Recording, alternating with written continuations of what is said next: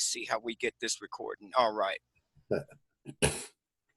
All right, this is Robert Barnes of SPM Radio. I mean, we really have a special treat for you today. We have Mr. Bert Kennister, and this is a guy who is a legend in the game. If you was in the pool back in the day, there was only one person that you could actually go and get videos from drills, and he really is an ambassador to the game. And, you know, not only a person that was an incredible player, but he decided to give away a lot of his secrets so that you could be an incredible player in the game too. So how are you doing today, Mr. Kennister? I am well. How are you, Robert? I'm doing real good. Check it out. One thing that we want to do is first, I want to say it is an honor to go in and get you on here, because I remember opening up billiards magazines whenever I was very young, way back in the day. And there was only one person that you could get a list of videos from to learn 9-ball, 8-ball, to get drills. You have a ridiculous passion for the game. I think you have at least 100 videos up there, and in some incredible road stories also. And you've had an incredible life in this pool journey. So what I wanted to do, I really was looking forward to getting an interview with you. And again, I want to thank you for joining me. No problem. My pleasure. All right. Well, let's go on and start it off with the question that we know that I'm going to have to ask you, and that is, what got you started in the pool? In pool? Yes, sir. I was 8 years old on vacation in Hesperia, Michigan, and they had a little pool table in the rec room on the resort we were at. And I played some with my uncle, and I started hitting balls and saw what they did, and I was caught for life. You know? I mean it. I mean, now, I tell you this, I talk about this every time I have a show. First time I picked up a pool stick was when I walked into the boys club. I think I was 10 years old. The minute I heard those balls hitting, the minute I heard a ball go into a pocket, I was hooked. So is that the feeling that you had? Oh, the whole thing, yeah. The tactile response, the auditory response. Mm-hmm. You can make them do ridiculous things and foresee the future. There you go. Yeah, I never looked back, man. I understand played that. Pool all I could every moment of my life. Yes, sir. Yes, sir. Well, let me ask you this. Were there some guys that would help you to get better at the game? I mean, did you have some, when you started getting more serious about the game, were there some guys that were pretty good that were able to help you to get better and take you to that next level? Yeah, but it wasn't cheap. Okay, all right. So you had to learn the hard way, huh? Mostly the hard way, but back in Johnson City, Wimpy, Luther Lassiter, and Eddie Taylor, the Knoxville Bear. Yes. They did more for my game than anybody else. They didn't make me gamble with them to give me some pointers. You know, while you mention them, a lot of the young guys in the game, I mean, we've got guys that have been playing APA, and a lot of younger guys don't know of these people. They don't know of Luther Lassiter. They don't know of Chicago Bugs Rucker. They don't know of a lot of these people. Can you tell me what it was like way back then? What were those players like? They were wide open, gamble, gamble, gamble, man. It was all about the gamble. The only tournament we had was Johnson City. Okay. And that was it. And the rest if you wanted to play pool, you had to match up and gamble. You had to pay to learn, huh? You had to pay to learn. And I knew Bugs before any of the rest of them. You know, okay. I was 14 playing bank pool with Bugs. Yes, sir. Yes, sir. We're going to get on him. Let me ask you this. Way back in the day, they were playing on some big tables then, right? I mean, they were playing on some huge tables. There were 10-foot tables down in Benzinger's, but really 9-foot tables were everywhere else. Mm-hmm. Yeah. So it gave them an incredible advantage whenever they would travel to cities with 8-foot tables and even smaller tables. It would give them an advantage. Sure. Yes, sir. So now, did you come up as a hustler or a gambler? Was that a forced thing, or was that something that you got into and was thinking like, look, I can make a little money doing this? Well, when I was 12, I saw The Hustler, and I want to be that guy. And yes. I can't imagine why.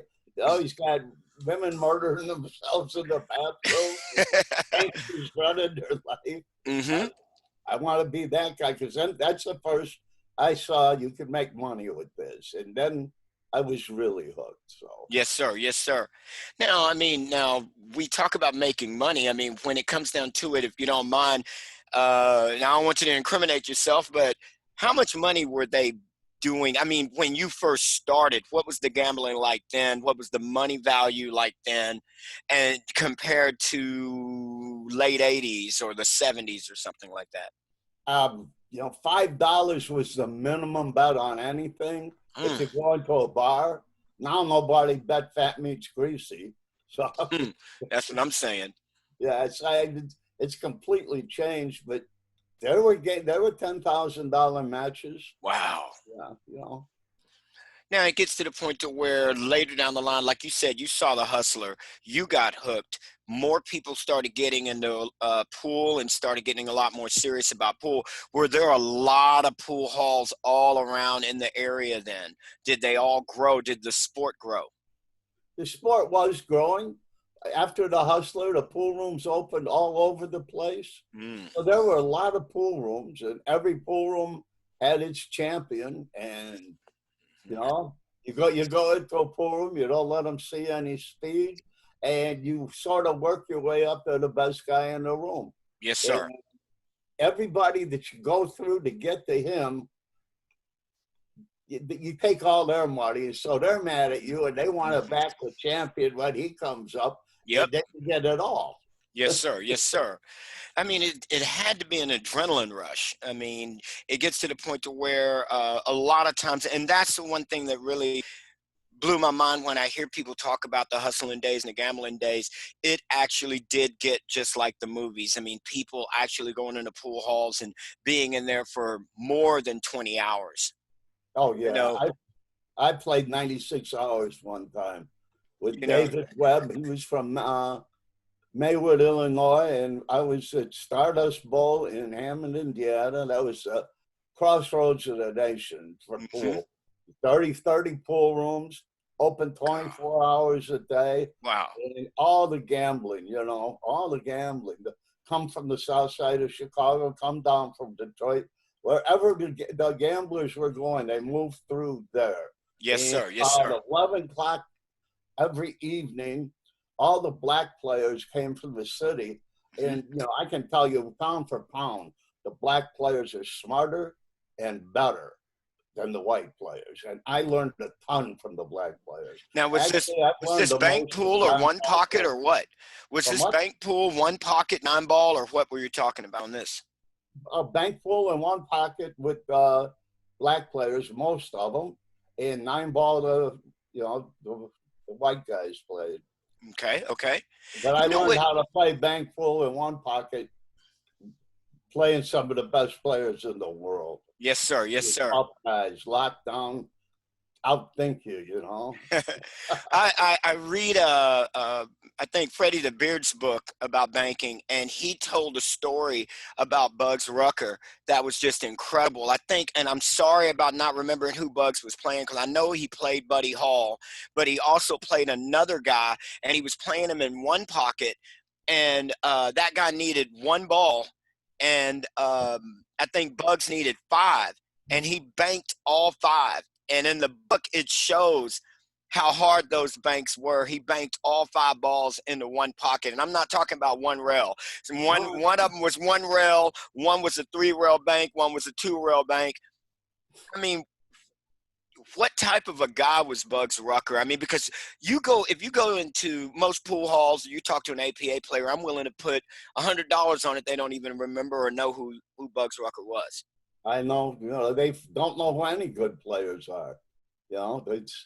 It's amazing how little they know. Well, that's one reason why we want to do this podcast and kind of bring that history back and get those stories told. So can you tell us a little bit about Bugs right quick? I, he was all about the gamble. As far as I know, his family didn't even know what he was doing.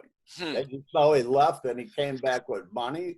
We were all that way back then. We leave the house, we got a family, and we can't come home without money. So Yep. that might make us stay out longer. But Mm-hmm. he was all about using other people's money. He only played with backers. He played off the wall most of the time.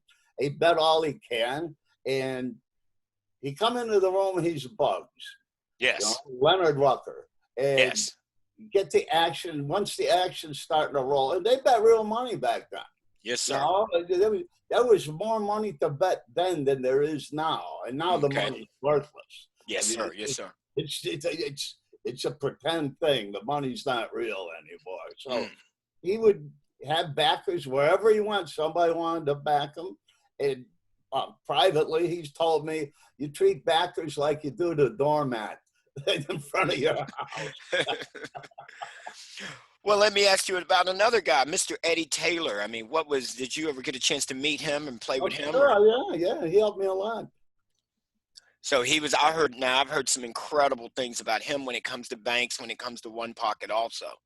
Yeah, he was the most fearless stroke that ever existed in the game. Yes, sir. It really was. And boy, I wish I had that stroke. And he bet anything. And his drug of choice was bourbon. And the more he drank, the better he got. And when I was talking about Bugs, he comes in the room a normal man. Yes. And he gets the action going, and he's starting to gamble. He goes to the bathroom, and his thing was 4-ounce bottle of Martell and a half a bottle of cough syrup. Then there you go. Out his Super Bugs. And you're gone. You're relaxed. I'm digging you. I'm going to keep naming some names right quick, if you don't mind. Mr. Scotty Townsend. I never knew Scotty Townsend. I know of him, but didn't know him. Okay. Let me see here. You had said Luther Lassiter. Well, let's go on and go way back. Willie Moscone. I played Willie Moscone twice.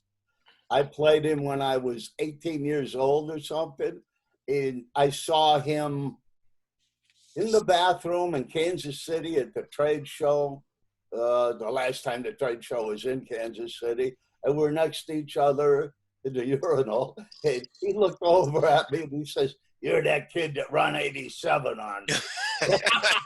He goes, "How did you like it?" When I missed, he ran 150 and out. And he remembered that was 30 years between those two things. Wow. And a gentleman, but he hated to lose, boy. You mentioned running that many balls. You're talking about 14.1. Was the game of choice way back then straight pool? Was that mainly it? Because personally, I didn't hear a lot about 9-ball until I saw Color of Money. So the thing about it is that was straight pool the thing way back then?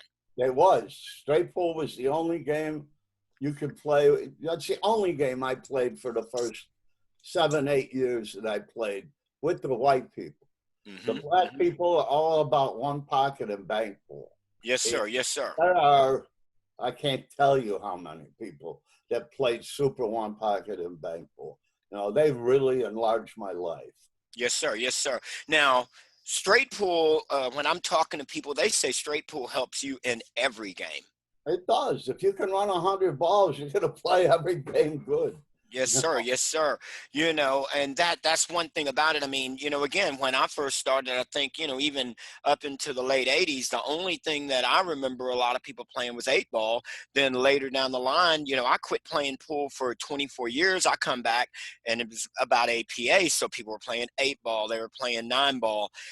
And that opened my eyes up. But the thing about it is that I don't see many people. In fact, I don't remember seeing anyone around in this area playing straight pool, in which I didn't even really start learning anything about until I talked to Mr. David Sapalis, Blackjack, and then he got me, to watching. And then, of course, watching on TV and starting to watch, getting the old school guys. And it gets to the point to where with one pocket, that's something that I only know 4 people in this area that play one pocket. And I think I just got this book, by Tom Worth. And of course I got your videos, and I'm starting to get a little bit more serious about one pocket. And that right there seems to be the Olympics of pool. It's the chess. It's like chess. You got to think moves and moves ahead. And when you hit a ball, a lot of times you're playing to miss the ball and trying to put him in traps. Then you got to see, you put him in this trap. Then you have to realize what he's going to do back to you and what you're going to do back to him, what he's going to do back to you. And I mean, it can go on, You're seeing 7, 8 moves ahead. Yes, sir. And that right there is incredible. Let me jump to this. I know you were a gambler, but Yes. one thing I want to do is this. What is your definition of the difference between gambling and hustling? Well, gambling is you have a chance to lose. Hustling is you don't have a chance to lose. Okay, that's a I, good I way of ran putting it. I ran my pool world like a potato chip route. I had Uh-huh. all the factories in Northwest Indiana. They all had bars around them. People got off work at different times, and you be in the bar. You never let them see your real speed. You try to Mm, be known as for me, because I had a family to feed. I had to make money. yes, So sir. I Yes, wasn't, sir. the gamblers are all trying to make big, $10,000, $20,000 scores. I just want to always make money. There you So go. I'm Yes, that's what pretending I'm to saying. be like the fourth, fifth best player in the room, and I get action with everybody above me. And sometimes I'll play the best, but rarely do I want to be the best player in the room. So when these guys got out of work, I'd be in the bar that they go to, sometimes 6 in the morning, Hmm. and we just start gambling. I live near a Ford stamping plant here in Chicago Heights, and every Wednesday, Ford got paid. So Mm, every Wednesday, I put on a suit, that's what I'm and I saying. had a bus take me out to Ford, and Hmm. the pool players were working in the factory part. So I had a suit and everything on, and they'd come pick me up, and we'd go to what's the name of the place in Steger, Illinois, where we all gamble. But they'd come pick me up every Wednesday, go cash their check, George's in Steger. They'd go cash their checks at George's, and I would take, X 700, $300 here, $200, Hmm. but I always got it. Always got it. So I There was you, making, back when money was money, I was making $1,000 a week wow. by running That's it what I'm saying. intelligently, not trying to be king of the world, just trying to make money. Was there ever a time that you had to, walk home shoeless?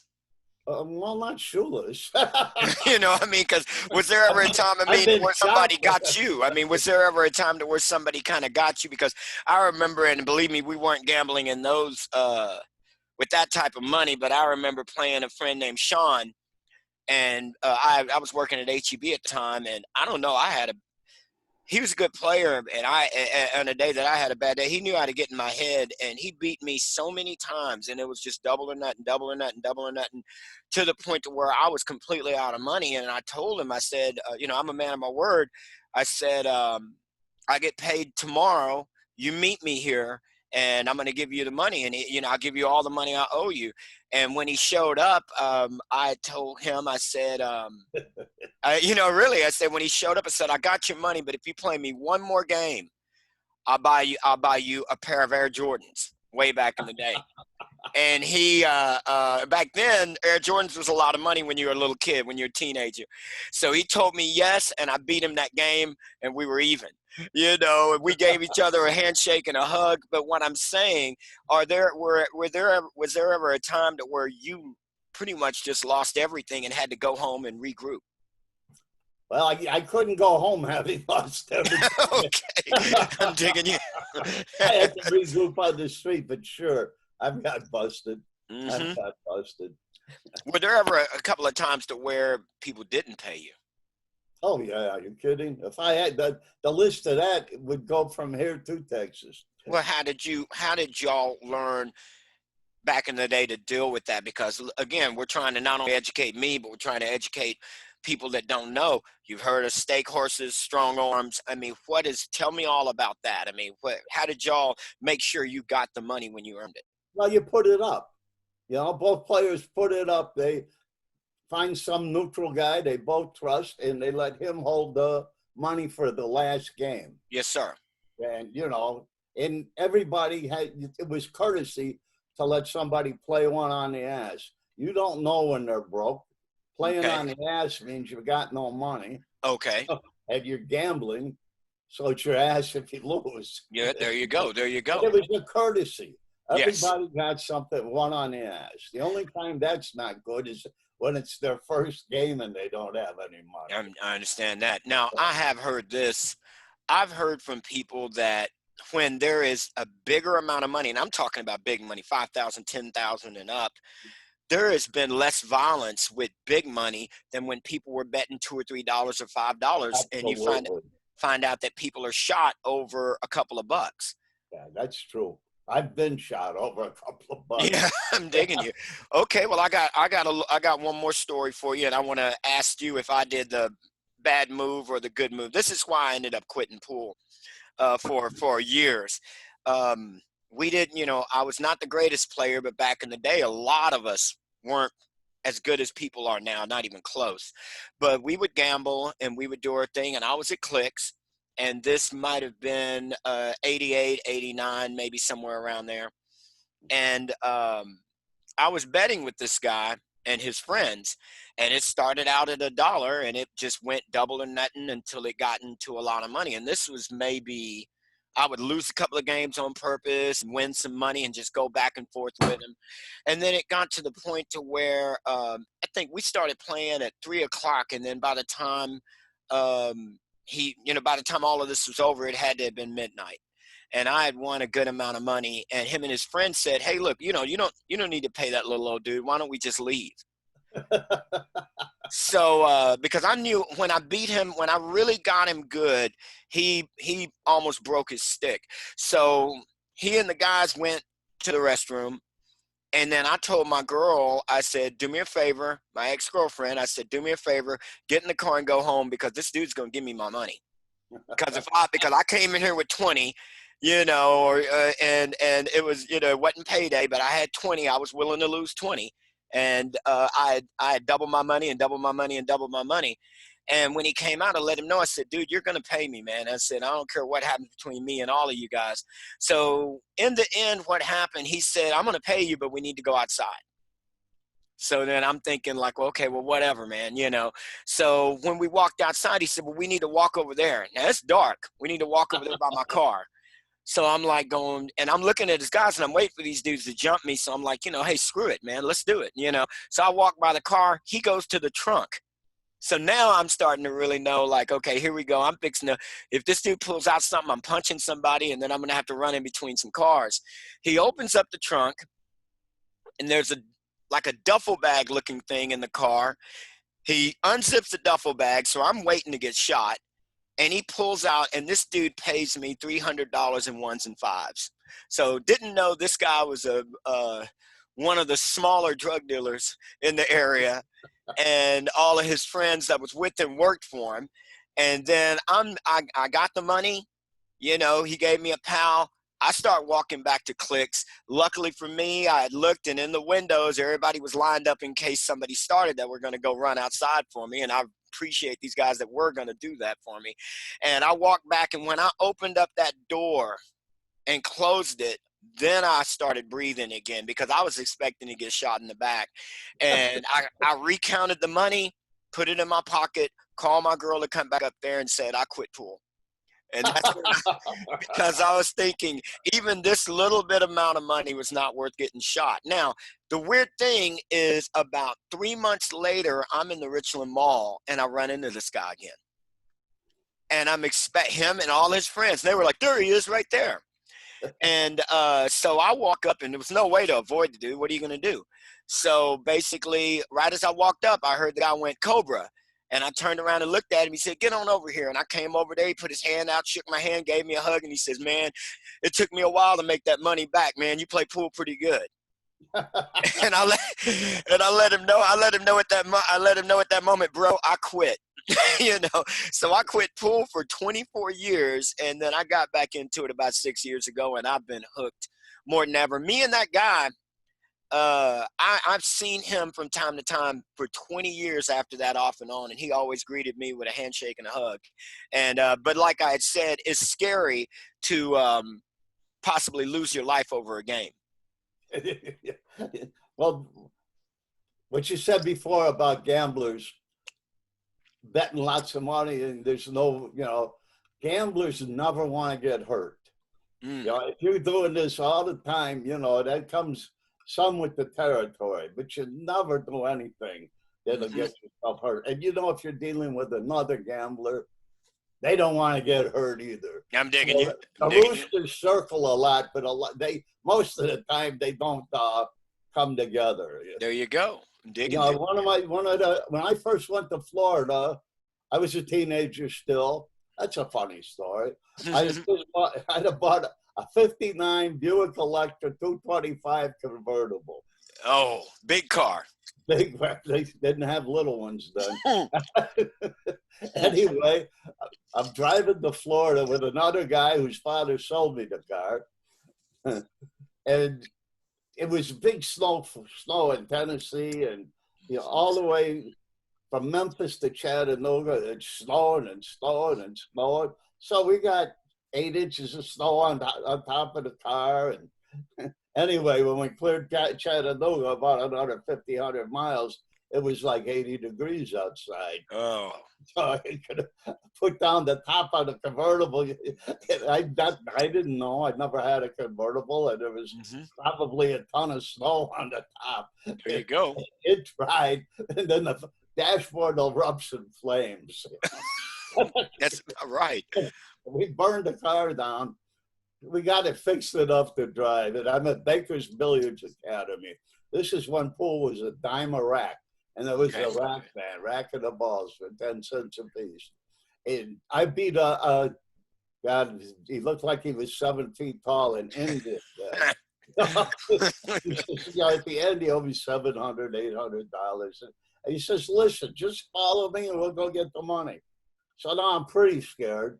And I'm following up dark roads. And I mean, in the middle of nowhere outside of Tampa. We get to his house and he's got a 7-8 foot alligator in a pen there, and the alligator now I'm terrified, but he just went in the house and came back with my money. I lived through that one. You know? Yeah, but talking about people losing their shoes, what's his name, the Green Glove Cantrell, anyway, he's here in Chicago hustling pool. And he worked his way up to me, and I beat him so bad. I just, you know, you fall into strokes sometimes. Yes. I just beat him to death, and there's probably 12 inches of snow on the ground. And I let him play the last game for his shoes. Oh, yes. Yes. I won the guy's shoes. I went outside. I threw him on the roof of the pool room. I left. I don't know what happened after that. At what time did you say, hey, look, I've learned all this stuff. I'm fixing to go and help other people. I'm going to go on and start creating information. Were you coaching players at the time and then said, I'm going to put this on video? You know, was that No. I was playing the Pioneer Bowl between St. Paul and Minneapolis, and we had gone in there. I was traveling with Cole Dixon. Do you know who that is? No, sir. You can tell me about him if you want to. He's one of the best players that ever lived. You know, he's from the West Coast. I'm with him. In fact, Greg the Steerman. Greg has the book. You know about the book? What? The book.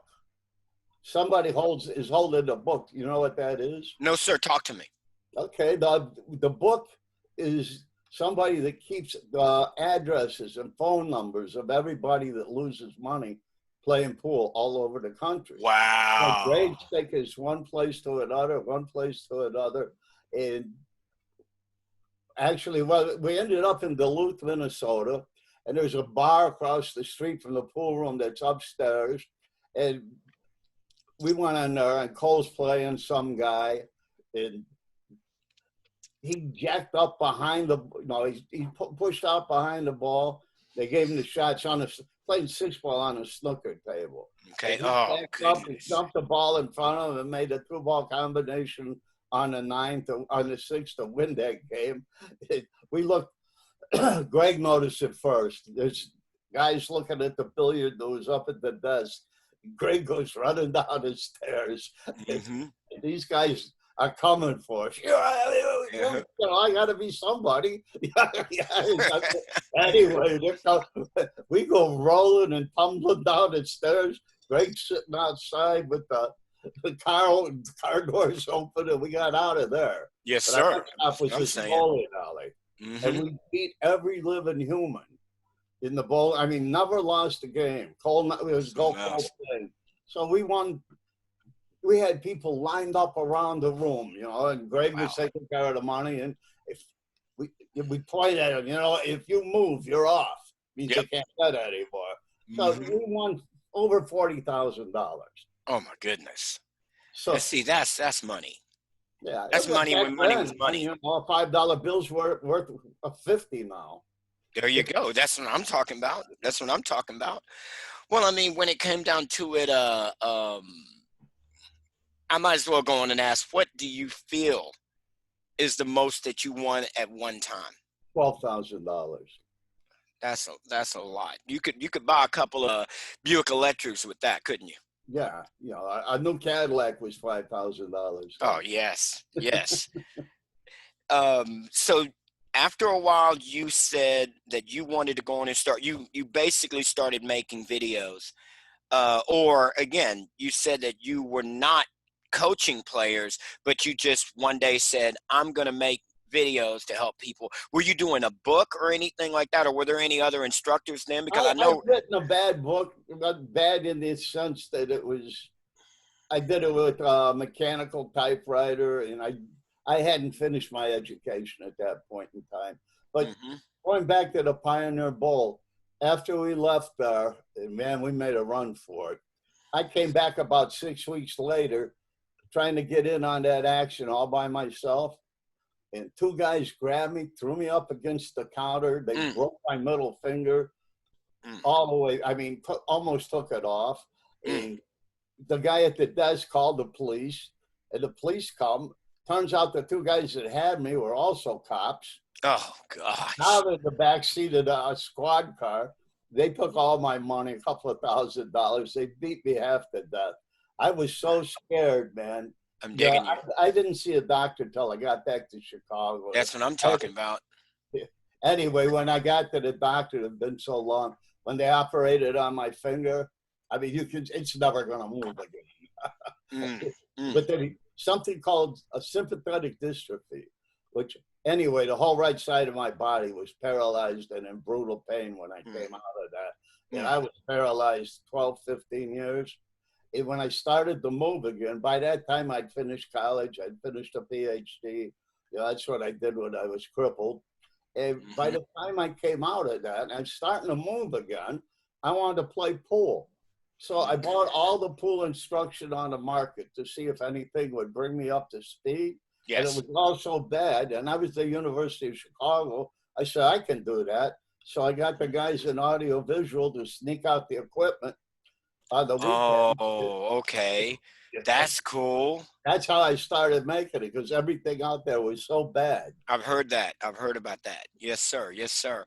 You know what? Now, as for instructors is concerned, was Mr. Randy G already doing instruction way back then? We started about the same time, about 88.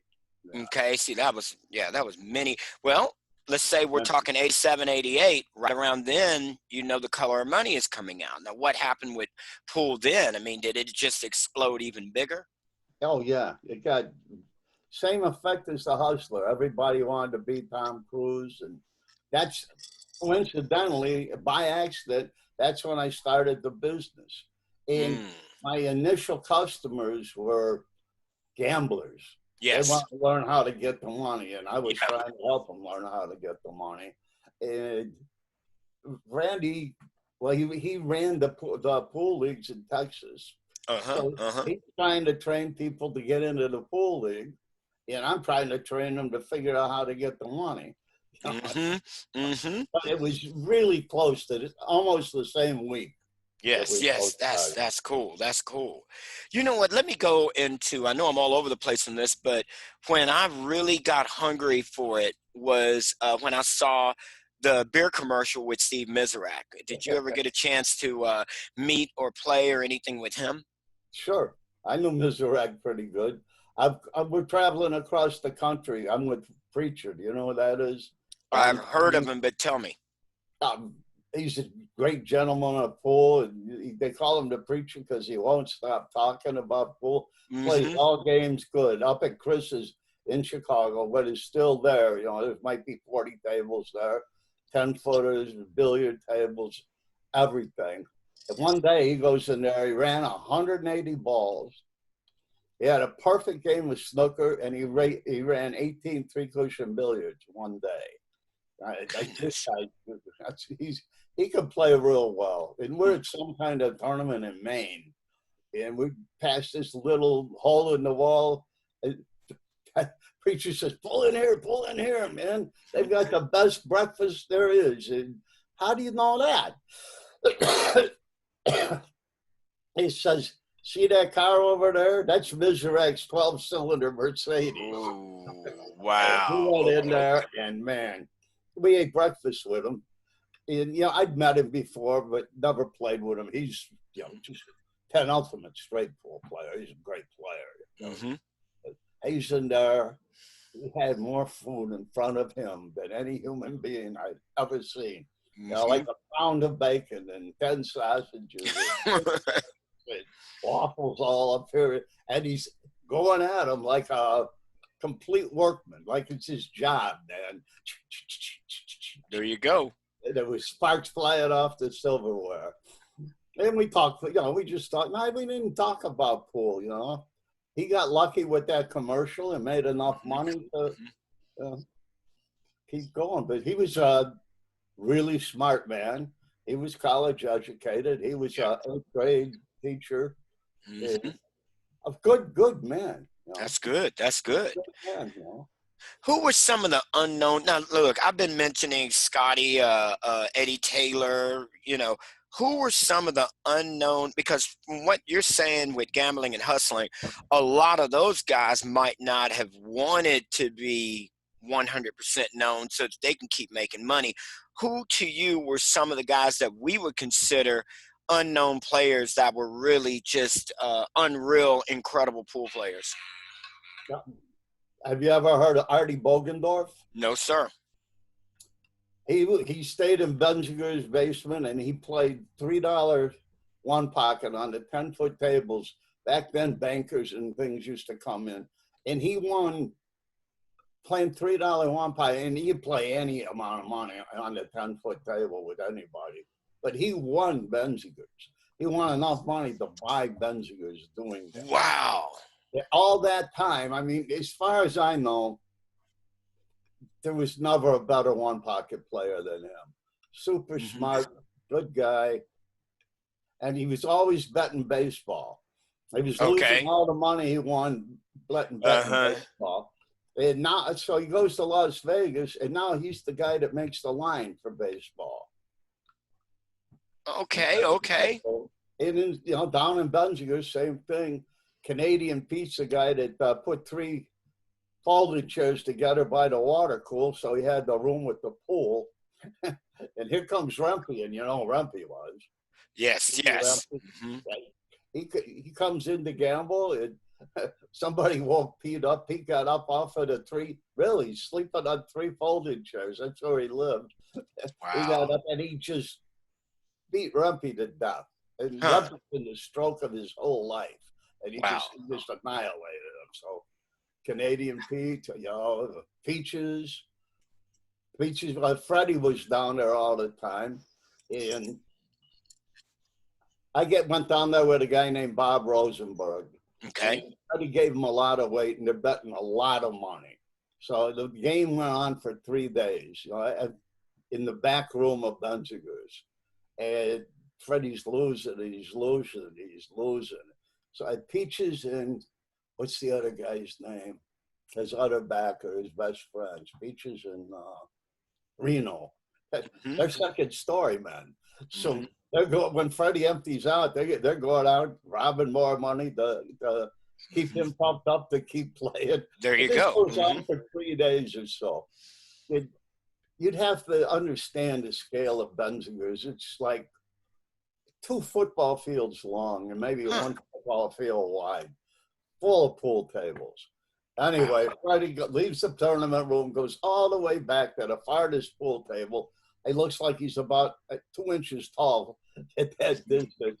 He takes off all his clothes. He practices for an hour. He comes back to the back and says, "I am the best naked one player in the world." And he proceeded to play until he got broke again naked.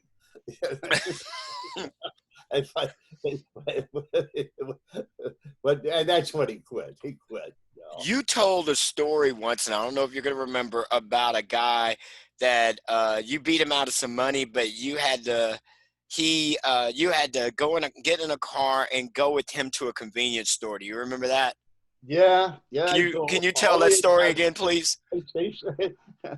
So the thing about Texas when I first moved there is people weren't putting up the money that were gambling. So they trust each other enough to not put up the money. So I got in tune with that. Anyway, I didn't put up any money with this guy, and I beat him out of $5,000, $6,000, $7,000. And he tells me, "Listen, I don't carry that kind of money on me, but if you take a ride with me, I'll go get it." So I said, "I'll drive." I'm not going in your car. God knows what'll happen. Anyway, she's a White Hen or a 7-Eleven. Pull in there. And he jumps out of the car and he pulls a gun out of his jacket, and he says, "No matter what you see or what you hear, you be here when I come out." And he has the gun up in the air and he walks through the front door. And the tire marks I left are probably still there. Then I find out that's his hustle. That's what that's his hustle. It was a squirt gun. He went into the store to ask the guy, "Can you get water for the kids?" Oh my gosh. Oh goodness. Now the next time he sees me, he says, "I got caught in there. It's your fault that you left me in there to get caught. I was in jail for 3 months and I had lawyers' fees." The windup of it is after the whole speech, "You owe me $20,000 for all the grief. I never gave you up." That is too good. It on me for 20 grand more. That is good. I'm not gonna lie to you. You got to give him credit for even coming up with that. Oh yeah, you got that. That's incredible. And I know you got 100 more of those road stories like that. Now, as for all the road stories, I look and you see certain books. I think, of course, Mr. Earl Strickland has some DVDs or CDs that you can get with road stories. There are a lot of them out there. Now, who are the guys that you know that have books or CDs or whatever that's telling the truth in those road stories? Because I've heard some people say, "Hey, some of these guys are doing a Davy Crockett and some of it's true, some of it isn't." And some of these stories are 100% real. They just, again, way back in the day, if y'all would have had cell phones with audio and video, the pool guys would have filled up YouTube with incredible stories and videos. Well, anything Freddie ever wrote's true. No matter how Freddie the Beard. It's true. He has some incredible stories in his in his books. When the pool rooms in Chicago closed at 2:00 in the morning or whatever, we'd all go out to Cicero on 22nd Street. Kid had an all-night pool room there. And we're there. Romberg, who's a really good bank player, Freddie comes in and he's matching up with him. And anyway, Romberg lays out a line of something on the table and he snorts it. And Freddie, no. He goes, no. You can't do that. You got to give me some too. Gosh. Okay. He started a line of this stuff, and it wasn't cocaine like he thought. It was PCP. Oh, goodness. The next thing you know, he's jumping from table to table. I'm Superman. He has come into pool rooms with a Superman suit on. Oh my goodness. Yeah. You'll have somebody like Chris Tucker and Friday in a chicken coop thinking that something's getting you. You mentioned Cicero. Let me ask you this, because I don't know why it just popped into my head. What do you know about Cicero Murphy? I've met him a couple of times. Great gentleman. I was there the first year they let him play at Johnson City. They weren't letting him play because he was black, and he played better than everybody else. His first, I never heard of this guy until Blackjack told me about him. And then I looked up things about Cicero Murphy, and really blew my mind the amount of time that that he wasn't allowed to play, and then becoming the first player to win a world championship on his first try. He was Wow. just an outstanding all games, but he played straight ball really, really good. I mean, and he was a great guy. He's a Yes, great sir. guy. I mean, he was always immaculately dressed, well spoken, Yes, a sir. gentleman in every conceivable way. You know, of all the people in Johnson City, he might have been the only gentleman. Yes, sir. Yes, sir. So that's really incredible. So let's just say this: time passes by, Hustler comes out, pool gets bigger. Color Money comes out, pool gets bigger. Um, I know there are a lot of APA players now. I know all over there are a lot of, but is pool bigger now? Is it what? Where is pool right now to you? More people are playing pool. There are less pool rooms. I wrote an article about that once, and the action is virtually stopped. Mm. It's rare. You can find it. New Orleans or Baton Rouge, there's still action in Baton Rouge. Florida got some action. Texas guys will gamble, some of them. But most of the people that play now, it's coming back to being a white collar sport. So, these are guys that come in the pool room and lose money. They have to go home and they got to work 2 weeks to get back the money they lost. They're married and everything, but it takes them 2 weeks or so, and then they're ready to come back. And they were part of the pool room culture. Mm-hmm. Now they can budget that same amount of money they lost, and they play on a league where they can show whatever they've got, and they have no chance to lose any money. But they save that money, they budget that money to go to Vegas once a year with the pool team and everything. Mm-hmm. Mm-hmm. So, they're being spread out to little casinos all over the country, Indian reservations, and holding tournaments and everything. And, they call their wives when they're done. Honey, I lost every quarter I had budgeted. And, those are people that book bets. They don't make bets. Yeah. So that money that they're losing out there never returned to the pool industry. It just, the leagues raped the pool industry, the counterculture, the subculture that was pool. They took all the money out of it. That's why the pool rooms all closed, and it's a whole different thing. People play for pride. They won't even consider gambling. Well, I mean, one thing about it, the way I looked at it is that, when I was young, you could see pool on television, you could see pool on ESPN. I remember watching C.J. Wiley play. I remember watching Johnny Archer, Earl Strickland, Efren when way back in the day. And then all of a sudden, pool was no longer on TV. The other thing that I saw, it seemed like instead of these giant tournaments, the local tournaments, or what we would consider local tournaments, to where the average guy would play, now those pro players are actually coming to those tournaments. I remember even at the Texas Open, if you don't mind me saying, I remember when normal guys would win the Texas Open. I mean, a normal great pool player, maybe a pool hall owner would win. Then all of a sudden you go to the Texas Open and Scott Woodward was there, or Shane was there, or Everybody Justin goes. Bergman, That's one of the hardest tournaments. So I mean, it's just at a point now to where it pushed everybody down. Now the pool hall owner is playing in the APA league. I mean, you see everything got pushed down a level. So you can't go to, like I had said, again, you may go to a local tournament and have maybe one or two pros show up at a small tournament. Now, of course, Texas Open, Bustamante was there. Tournament now.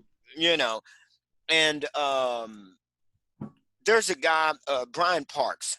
He is an incredible player. Never got a chance to meet him, but I look at that guy as being a pro. He's won the amateur like 6 times. I look at him as being a pro. But He's from Florida. He's from Palm Harbor, real close to. yeah, He's a chef. great pool player. Great pool My player. student. But where does a normal guy go, a normal player go as for tournaments now? Or is it just, that's it? You just go to APA or BCA or whatever now, because, you know, you're not going to be, a normal person is not going to be able to get into the Texas Open and get that far. Or any Open, Derby Classics, or what, if that was, you know. No, they fill in the field. You know, you got to have that field filled up, and they get to play with some of the greatest players in the world. So, and those great players, you know, they need something to keep them alive, or they're going to disappear. That's true. Okay. You know, they should be happy, those players are that. That's right. Know, you're going to see something you haven't seen before. You pay attention to what they're doing. That's a free education. Yes, sir. Yes, sir. Streaming, what do you think that did for pool in your heart? Oh, anybody can watch it anytime they want. And there are some streams where you can bet money and everything. You know, when they have a match and they say there's $30,000 in the middle, you know, whoever wins it does not go home with $30,000. Okay, all right. What's going on there?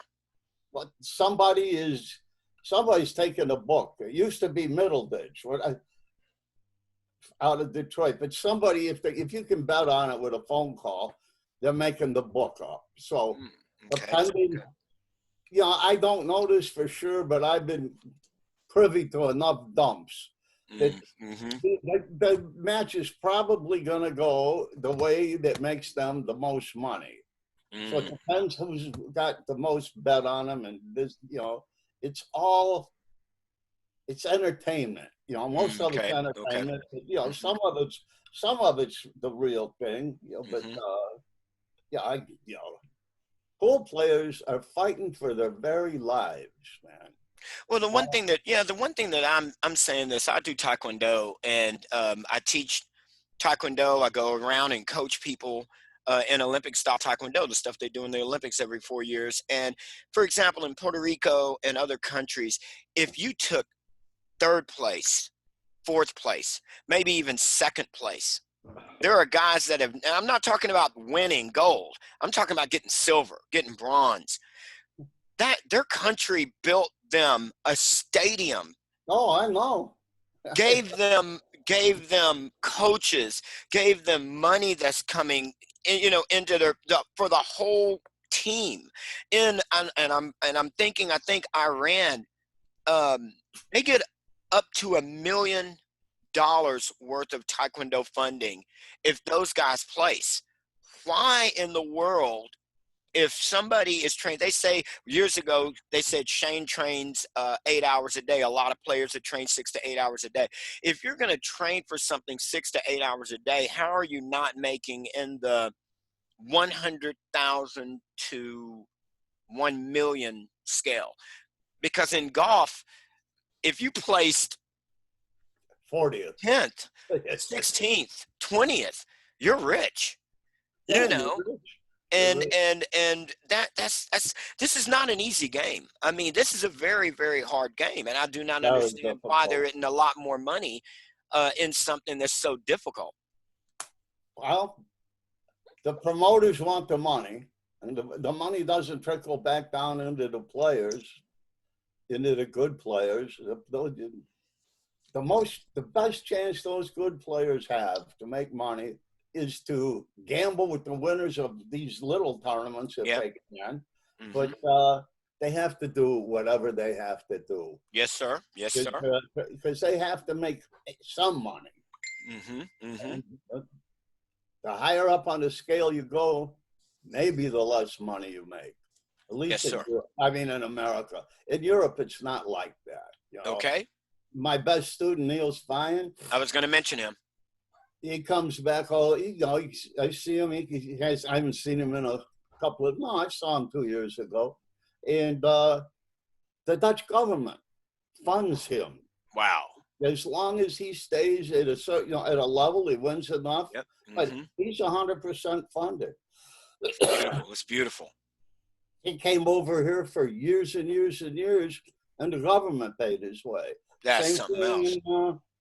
in Germany. If you've got the talent, you join the army and you work out with the army, whatever, for a couple of, but then you play pool all day long. Yes, sir. Yes, and sir. they're taking care of everything for you. And that's what I said. I think in Korea years ago, they had a subway team and an army team, and their job was to train Taekwondo all day. You're lifting weights, you're doing mental training, you're running, stretching. You've got, massage therapy. You've got doctors. It was beautiful. Now here in America, if you win, I think state and nationals, maybe first and second place, I think in nationals, you get to take a trip to the Olympic Center, the Olympic Training Center, and you get to take a trip there and stay there maybe a month or two, where they do have guys that live at the Olympic Training Center. But just think about what it would be like if you could practice all day and get paid and not have to worry about how you're going to raise your family and everything else, because not everybody has a table at home. Well, that would be the dream of American players. Most of the European players know how to take care of themselves. They share information. They're not the same kind of big gamblers that we are. But okay, well, let me go into this if you don't mind, sir. Moscone Cup. For a while there, when they started that, now I know you pay attention to that, and it's like right now, maybe we can say it's our Super Bowl. It's everybody's Super Bowl every year that people are looking forward to. There are a lot of great tournaments all over America, but I do believe people talk about, oh my gosh, like right now, all the news is who's going to make the Moscone team, who's going to make the Moscone team. And I do think it's a beautiful thing. At first, America was just dominating. It was just, just every year, just boom, boom, boom, boom, boom. Then all of a sudden, it seemed like, to me, it seemed like Europe could put out their bench and still win. Yeah. They're putting out their bench, and the bench is hitting 3-pointers. And it gets to the point to where those players looked so disciplined. Now, I saw Niels on your video, and then one day I'm watching, and all of a sudden there he is. I'm like, man, that's that dude who was, and I was telling my girlfriend, that's the dude that's on Bert's videos. That guy, he did it. He went from there to there, and Europe was incredible for years. They seemed so disciplined. Now, what is the difference? We have great players here. What happened? Now, luckily, like I said, the last 2 years, I'm so proud of America. I have friends here and there, but I'm very proud of what America has been able to do in the last 2 years. But what was it with the Europeans for that amount of time? And I'm not discounting the Filipinos and everybody else, but what happened up there in Europe to where all of a sudden it just seemed like, boom, these guys were incredible? They have a different work ethic than we do. Okay. And over there, it's considered a sport like golf. Yes. They get funding from the government to help them through. Look at it. Look at this. In 1991, 2, 3, Johnny Archer beat Kung Fang Pao or something like that for the World Tournament here in the north side of Chicago. So Johnny becomes the champion, and Pao goes home. I don't know, maybe he won. Well, it doesn't matter. Pao goes home to China and probably got his name wrong. And unbeknownst to him, the Chinese government is watching what he's doing. And they bring him in and they said, listen, we want to give you this $400,000 stipend. Wow. You can start a school and do whatever it takes to elevate China in pool. And look Beautiful. At the Chinese now. Look at the Chinese pool table, man. Incredible. Look at their tournaments. It looks like if you go look and watch, look at the background, look at the lasers and the video. They put a lot of money into the whole show. It's a show. They've got TV. They got actual billiards TV shows to where they're just interviewing, not just like what we're doing, but I'm talking about they have everything. I mean, it's incredible. Yeah, they want Chinese exceptionalism. Taiwan has great players. They Yes. invited me to be an instructor there for 6 months at a time, but Mm-hmm. they couldn't meet my financial, or they wouldn't meet my financial needs. Mm-hmm. But Mm-hmm. in the Europeans being so good is their dedication to the sport. They are in a position that they can dedicate themselves to the Yeah. sport. Mm-hmm. They get government sponsorship, they get club sponsorship, It's beautiful. all over the place. The Aramat sponsors people, and Mangoni sponsors meals, and they don't have to worry about money. That's They can good. That's have good. families. Well, They is want one more thing people.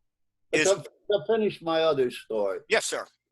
there goes Powell back to China. They give him $400,000. Our government called Johnny Archer in and says, "We heard you won $30,000, so we want 17 of that." Yeah, well, that sounds about right. It is about right. That's what happened. That's something else.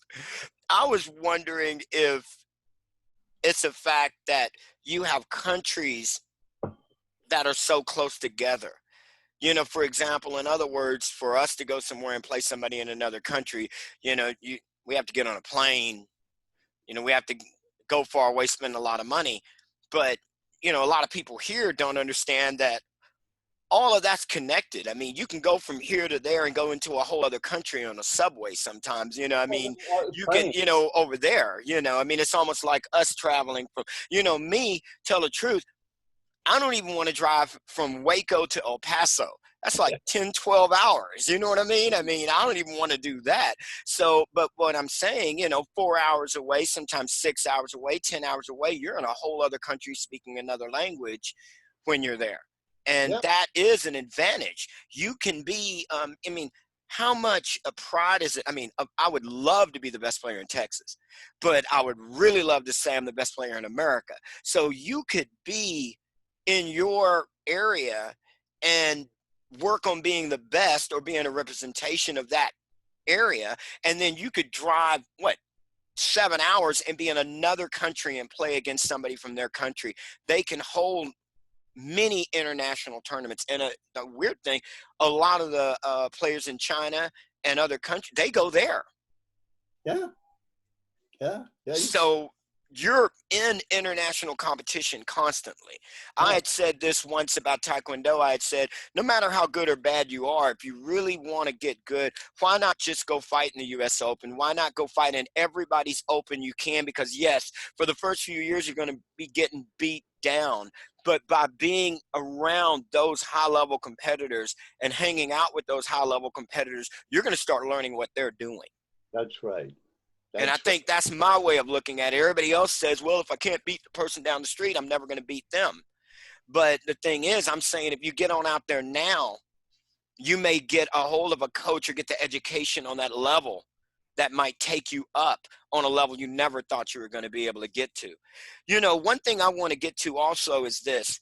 What's the difference between the equipment way back when you first started compared to now? When I started playing years ago, and of course you've been playing a lot longer than me, we were playing with a wooden stick off the wall. You have to look at the tip and hope.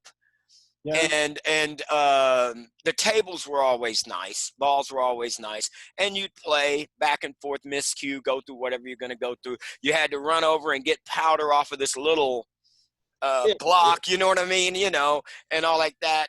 But then I quit for 24 years. I come back, and everybody has two-piece sticks. When I was playing, if somebody walked in with a little briefcase looking thing, it had a handle and it had their own cue, you were thinking, oh my gosh, that's a hustler.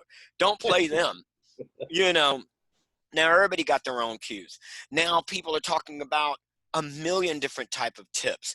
People have break cues. We used to break with the thing that was with the stick that was on the wall. Mhm. What is the difference between when you first started equipment wise and then look at how far it's gone. What are the things that you love, and what are the things that you think, I mentioned like jump cues, what are the things that you may say, hey, I wish this was never invented? Oh, jump cues for sure. You know, it puts everybody in the jumping game. Earl Strickland invented the jump shot with a Sure full did. Yes, sir. you know, Full stick. if he can jump with a full stick, why can't you? Yep, Because I agree. the marketing. I know the story behind the first jump cues in America. Let's A hear it. who I'm not going to mention, but he just built the jump cue as a marketing ploy, you know, to sell something else. That's Okay. all. You know, Okay. and they got it all wrong at first, but they figured it out. I had a little snooker cue, a kid's snooker cue, and I took the tip off of that, and I machined a rock onto it for a tip. So I could jump over anything with that, anything. But it's impossible to make one that jumps better than another. Okay. All right. It All right. really is. I mean, you just make a light, short cue, and it's easier to jump the ball because the lightness, it bounces back off of the ball faster. But you should have to be able to do that with your own cue. Yes, And sir. Yes, when sir. the break cues came out, it was the same thing.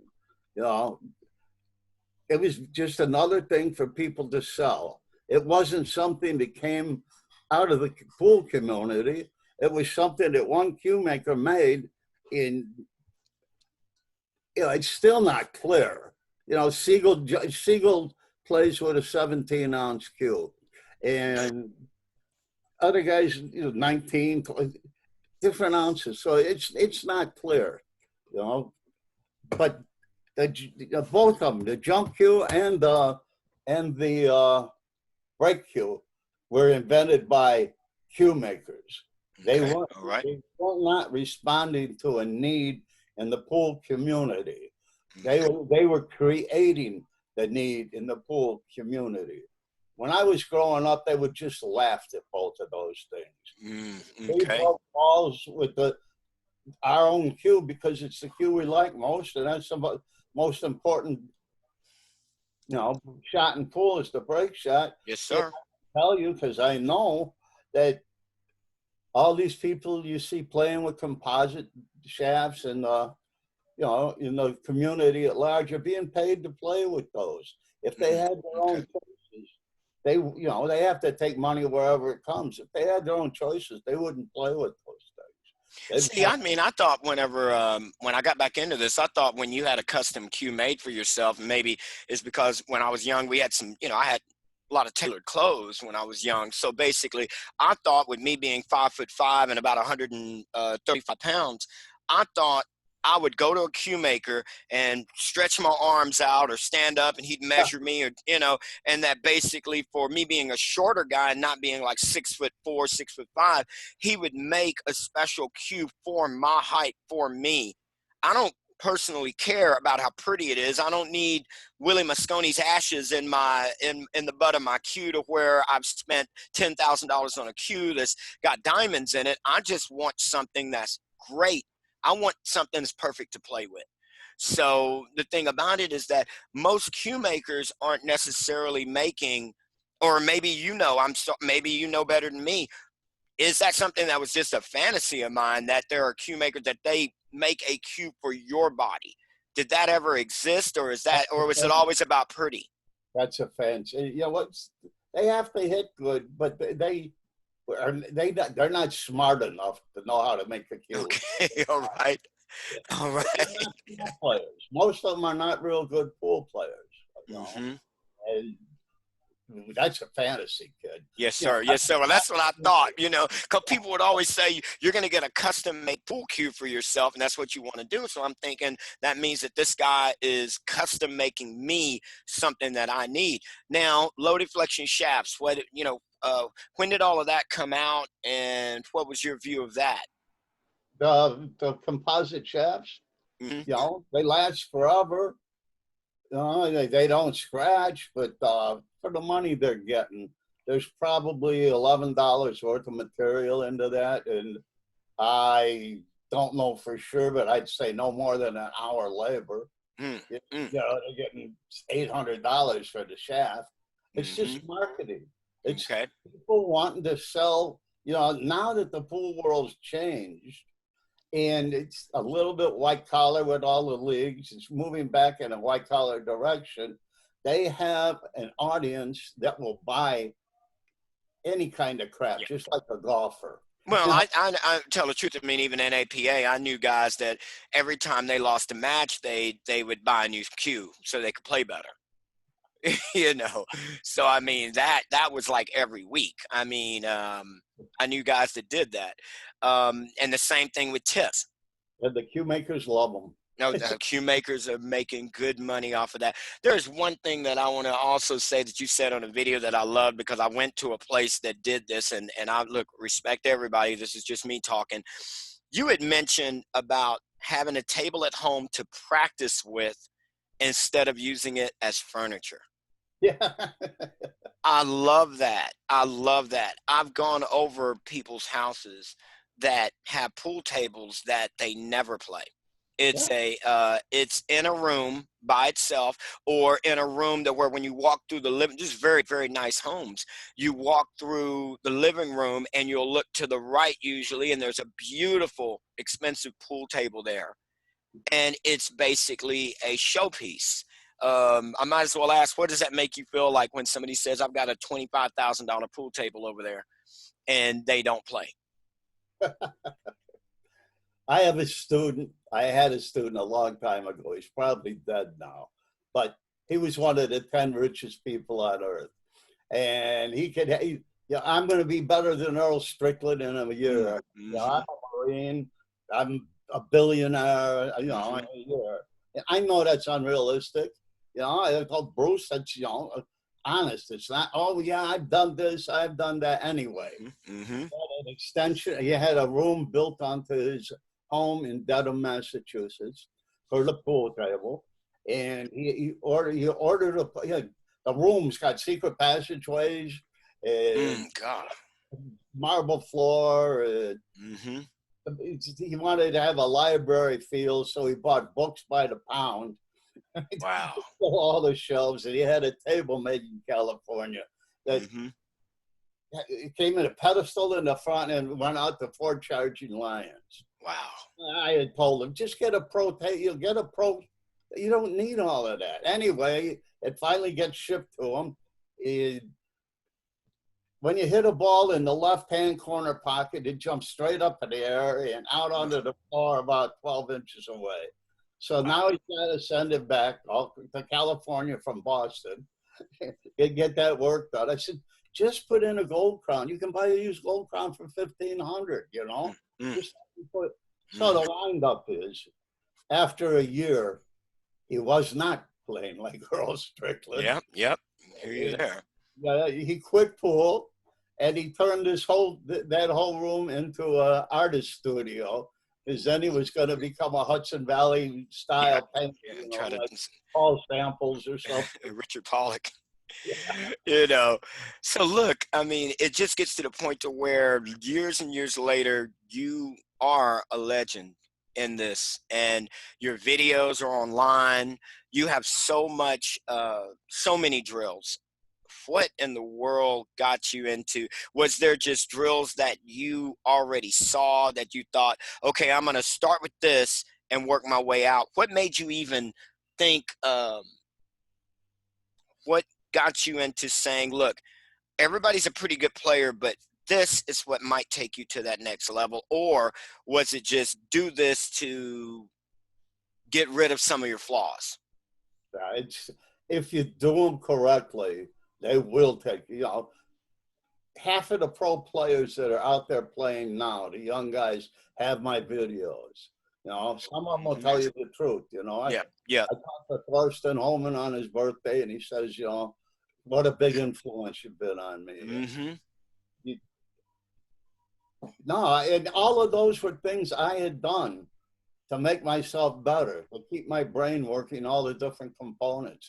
Those are things I had been doing, you know. I mean, there are guys, the Mighty X. I mean, think about your first few videos, like the Mighty X. I That was mean, your number first, 12. That was the 12th one. okay, well, still out of 100.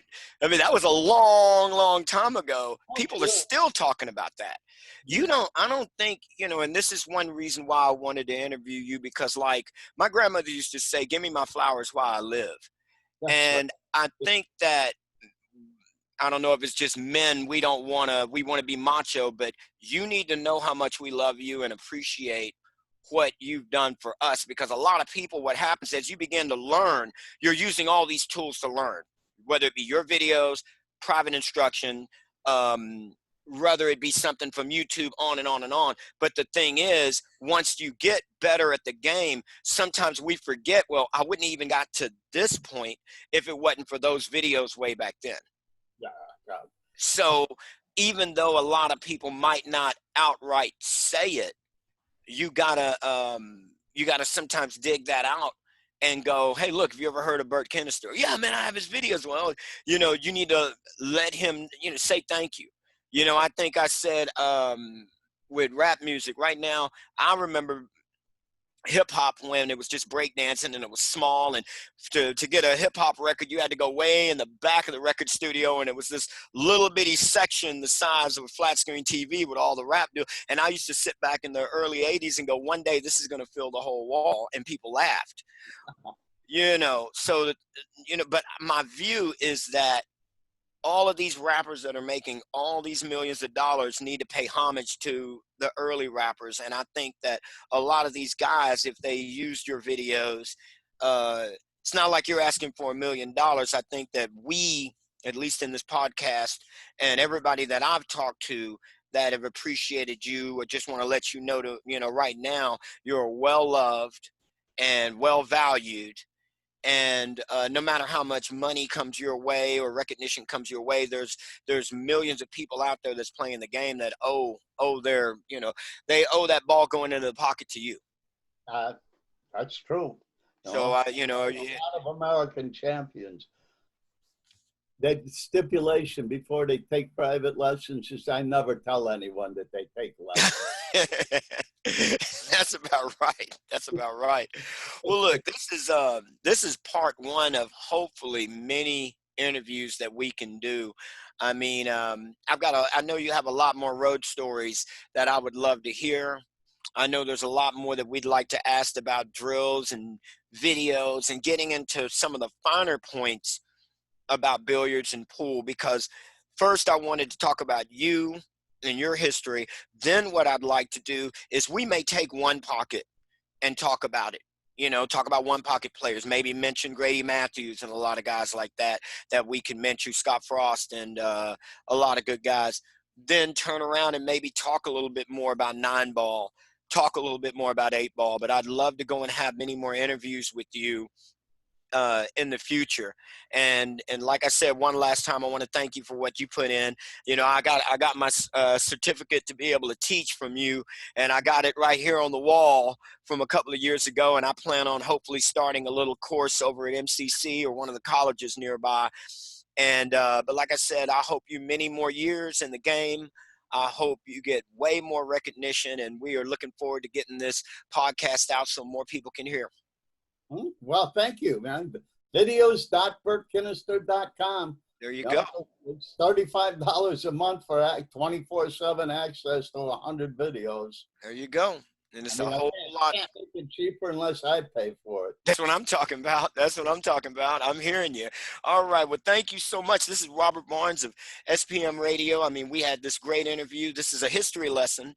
And, like I said, following this guy's footsteps. I mean, he's done so many things. We can take pool to this next, level that we really need to. We need to broaden the game. We need to get the young people playing, So I hope to be like, be able to get something in the Boys and Girls Club too. So let's go on and do this. And I sure do appreciate time with you today. And you take care here. Thank you, Robert. All right. All right.